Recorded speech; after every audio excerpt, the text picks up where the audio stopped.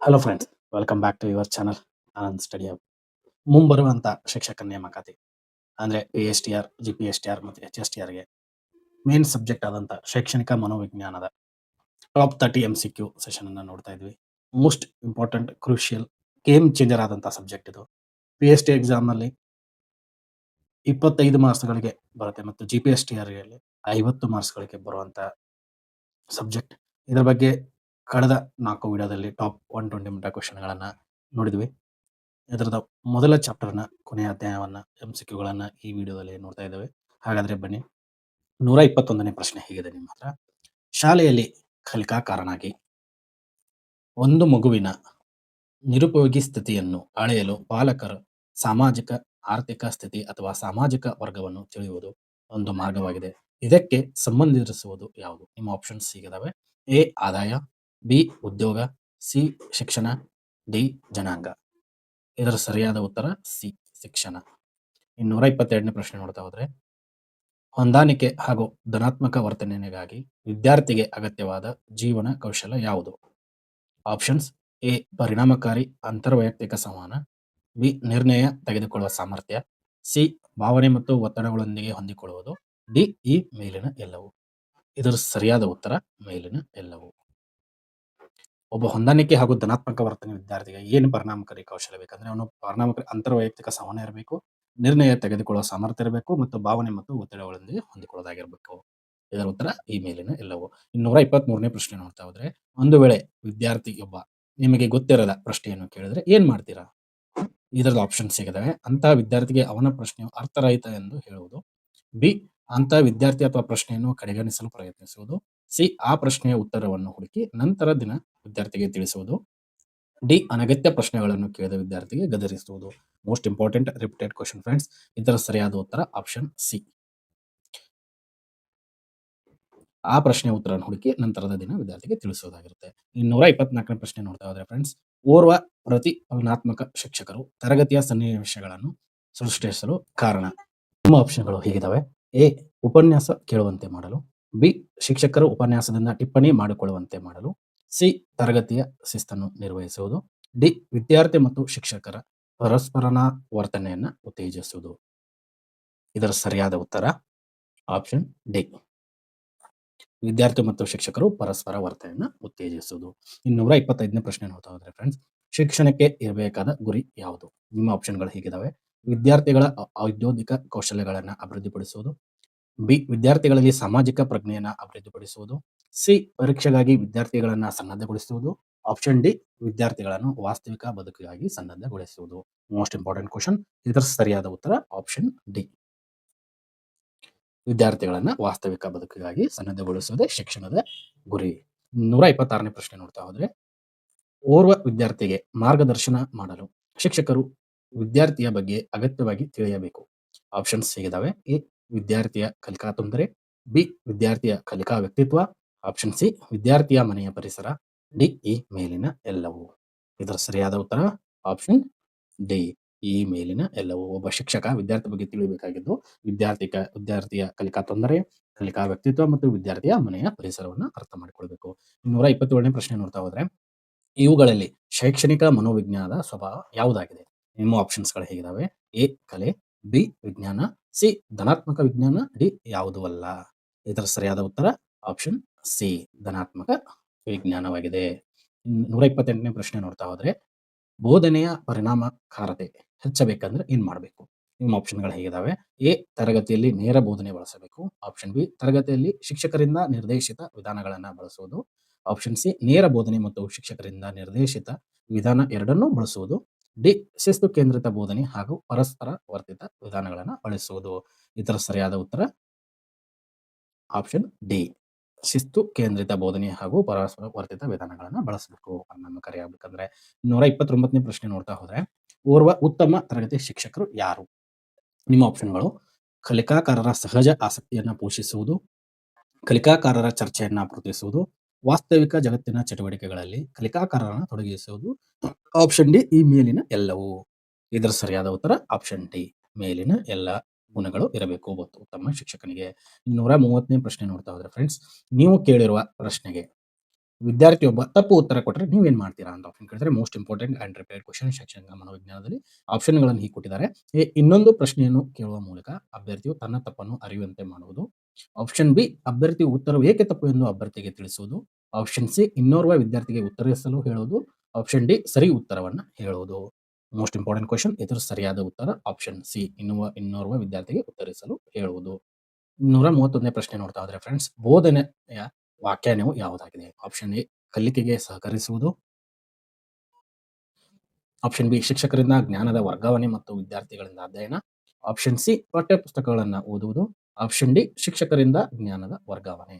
ಇದರ ಸರಿಯಾದ ಉತ್ತರ ಆಪ್ಷನ್ಸ್ ಎ, ಬೋಧನೆಯ ವ್ಯಾಖ್ಯಾನ ಆಗಿದೆ, ಕಲಿಕೆಗೆ ಸಹಕಾರ ನೀಡುವುದಾಗಿದೆ. 232ನೇ ಪ್ರಶ್ನೆ ನೋಡ್ತಾ ಹೋದರೆ, ಬೋಧನಾ ಮಟ್ಟವು ಯಾವುದಾಗಿರಬೇಕು? ಆಪ್ಷನ್ ಸಿ, ಪ್ರತಿಫಲನಾತ್ಮಕವಾಗಿರಬೇಕು, ಪರಸ್ಪರ ವರ್ತಿತವಾಗಿರಬೇಕು, ರಕ್ಷಣಾತ್ಮಕವಾಗಿರಬೇಕು, ಸಂವೇದನಾತ್ಮಕ ಆಗಿರಬೇಕು. ಇದರ ಸರಿಯಾದ ಉತ್ತರ ಆಪ್ಷನ್ ಬಿ, ಪರಸ್ಪರ ವರ್ತಿತವಾಗಿರಬೇಕು. 133ನೇ ಪ್ರಶ್ನೆ ನೋಡ್ತಾ ಇದ್ರೆ, ಶಿಕ್ಷಣದ 2 ಪ್ರಮುಖ ಉದ್ದೇಶಗಳು ಯಾವುವು ಅಂತ ಕೇಳಿದ್ದಾರೆ. ಆಪ್ಷನ್ಸ್ಗಳು ಹೀಗಿದಾವೆ. ಇದರ ಸರಿಯಾದ ಉತ್ತರ ಆಪ್ಷನ್ ಎ, ವಿದ್ಯಾರ್ಥಿಗಳಲ್ಲಿ ವಿಷಯ ಜ್ಞಾನ ಮೂಡಿಸುವುದರ ಮೂಲಕ ವಿದ್ಯಾರ್ಥಿಗಳ ಮಾನಸಿಕ ವಿಕಾಸ ಉಂಟು ಮಾಡುವುದಾಗಿರುತ್ತೆ. 134ನೇ ಪ್ರಶ್ನೆ ನೋಡ್ತಾ ಹೋದ್ರೆ, ಉತ್ತಮ ಶಿಕ್ಷಕರು ಯಾರು? ಆಪ್ಷನ್ಸ್ಗಳು ಹೇಗಿದಾವೆ. ಎ, ಕಲಿಕಾಕಾರರಲ್ಲಿ ಅಪೇಕ್ಷಿತ ವರ್ತನಾ ಬದಲಾವಣೆಗಳನ್ನು ಉಂಟು ಮಾಡುವುದು. ಬಿ, ಜ್ಞಾನವನ್ನು ಶಾಬ್ದಿಕವಾಗಿ ವರ್ಗಾವಣೆ ಮಾಡುವುದು. ಆಪ್ಷನ್ ಸಿ, ಮಾಹಿತಿಯನ್ನು ವಿವರಿಸುವುದು. ಆಪ್ಷನ್ ಡಿ, ಪಠ್ಯವನ್ನು ವರ್ಗಾವಣೆ ಮಾಡುವುದು. ಮೋಸ್ಟ್ ಇಂಪಾರ್ಟೆಂಟ್ ಕ್ವಶನ್, ಇದರ ಸರಿಯಾದ ಉತ್ತರ ಆಪ್ಷನ್ ಎ, ಕಲಿಕಾಕಾರರಲ್ಲಿ ಅಪೇಕ್ಷಿತ ವರ್ತನಾ ಬದಲಾವಣೆಯನ್ನ ಉಂಟು ಮಾಡುವುದು. 135ನೇ ಪ್ರಶ್ನೆ ನೋಡ್ತಾ ಹೋದ್ರೆ ಫ್ರೆಂಡ್ಸ್, ಪ್ರಾಥಮಿಕ ಹಂತದಲ್ಲಿ ಬೋಧನೆಯು ಏನಾಗಿರಬೇಕು? ಆಪ್ಷನ್ ಎ, ಶಿಕ್ಷಕ ಕೇಂದ್ರಿತವಾಗಿರಬೇಕು. ಆಪ್ಷನ್ ಬಿ, ಪಠ್ಯಪುಸ್ತಕ ಕೇಂದ್ರಿತವಾಗಿರಬೇಕು.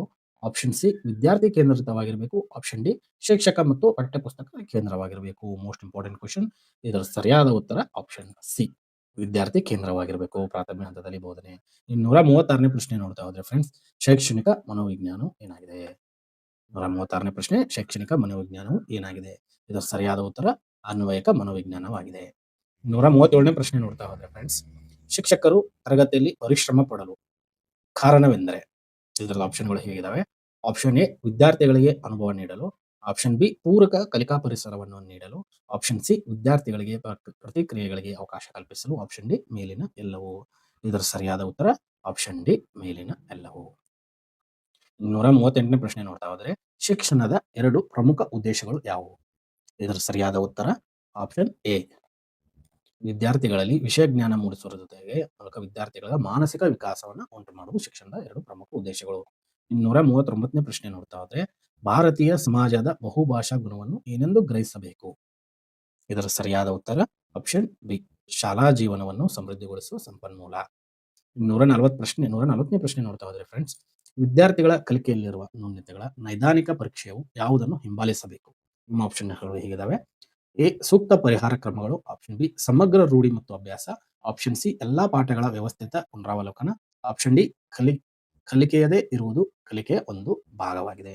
ಇದರ ಸರಿಯಾದ ಉತ್ತರ ಆಪ್ಷನ್ ಎ, ಸೂಕ್ತ ಪರಿಹಾರ ಕ್ರಮಗಳು. ಮುಂದಿನ ಪ್ರಶ್ನೆ ನೋಡ್ತಾ ಹೋದ್ರೆ 141ನೇ ಪ್ರಶ್ನೆ, ಓರ್ವ ಶಿಕ್ಷಕರು ತನ್ನ ಎಲ್ಲಾ ಪ್ರತಿಭಾವಂತ ವಿದ್ಯಾರ್ಥಿಗಳು ಅವರ ಸಾಮರ್ಥ್ಯಕ್ಕೆ ಅನುಸಾರವಾಗಿ ಸಾಧಿಸಬೇಕೆಂದು ಬಯಸುವವರು. ಹಾಗಾದ್ರೆ ಶಿಕ್ಷಕರು ತಮ್ಮ ಉದ್ದೇಶ ಸಾಧನೆಗಾಗಿ ಯಾವ ಕಾರ್ಯವನ್ನು ಮಾಡಬಾರದು ಅಂತ ಕೇಳಿದರೆ, ಇದರ ಸರಿಯಾದ ಉತ್ತರ ಆಪ್ಷನ್ ಸಿ, ವಿಶೇಷ ಅವಧಾನಕ್ಕಾಗಿ ಸಮವಯಸ್ಕರಿಂದ ಅವರನ್ನು ಪ್ರತ್ಯೇಕ ಮಾಡಬಾರದು. 142ನೇ ಪ್ರಶ್ನೆ ನೋಡ್ತಾ ಹೋದ್ರೆ, ಇವುಗಳಲ್ಲಿ ಯಾವುದು ಆಂತರಿಕ ಅಭಿಪ್ರೇರಣೆಯನ್ನು ಹೊಂದಿರುವ ಮಕ್ಕಳ ಗುಣಲಕ್ಷಣವಲ್ಲ? ಇದರ ಸರಿಯಾದ ಉತ್ತರ ಆಪ್ಷನ್ ಎ, ಅವರು ಯಾವಾಗಲೂ ಯಶಸ್ವಿ ವ್ಯಕ್ತಿಗಳಾಗಿರುತ್ತಾರೆ. 143ನೇ ಪ್ರಶ್ನೆ ನೋಡ್ತಾ ಹೋದ್ರೆ, ಇವುಗಳಲ್ಲಿ ಯಾವುದು ಕಲಿಕಾ ಪ್ರಕ್ರಿಯೆಯ ಮೂಲ ವಸ್ತು ಅಲ್ಲ? ಆಪ್ಷನ್ ಎ ಹೀಗಿದಾವೆ. ಆಪ್ಷನ್ ಎ, ಕಲಿಕಾ ಕಾರಕಾರ. ಬಿ, ಆಂತರಿಕ ಸ್ಥಿತಿಗಳು. ಆಪ್ಷನ್ ಸಿ, ಪ್ರಚೋದನೆ. ಆಪ್ಷನ್ ಡಿ, ಶಿಕ್ಷಕ. ಇದರ ಸರಿಯಾದ ಉತ್ತರ ಆಪ್ಷನ್ ಡಿ, ಶಿಕ್ಷಕ. ಮುಂದಿನ ಪ್ರಶ್ನೆ ನೋಡ್ತಾ ಹೋದ್ರೆ 144ನೇ ಪ್ರಶ್ನೆ, ಪ್ರಾಯೋಗಿಕ ಕಾರ್ಯಗಳಲ್ಲಿ ವಿದ್ಯಾರ್ಥಿಗಳ ಕಾರ್ಯಕ್ಷಮತೆಯನ್ನು ಅಳೆಯುವ ಸೂಕ್ತ ವಿಧಾನ ಯಾವುದು? ಆಪ್ಷನ್ಗಳು ಹೀಗಿದಾವೆ. ಆಪ್ಷನ್ ಎ, ಸಂದರ್ಶನ. ಆಪ್ಷನ್ ಬಿ, ವೀಕ್ಷಣೆ. ಆಪ್ಷನ್ ಸಿ, ಪ್ರಶ್ನಾವಳಿ. ಆಪ್ಷನ್ ಡಿ, ಲಿಖಿತ ಪರೀಕ್ಷೆ. ಇದರ ಸರಿಯಾದ ಉತ್ತರ ಆಪ್ಷನ್ ಬಿ, ವೀಕ್ಷಣೆ.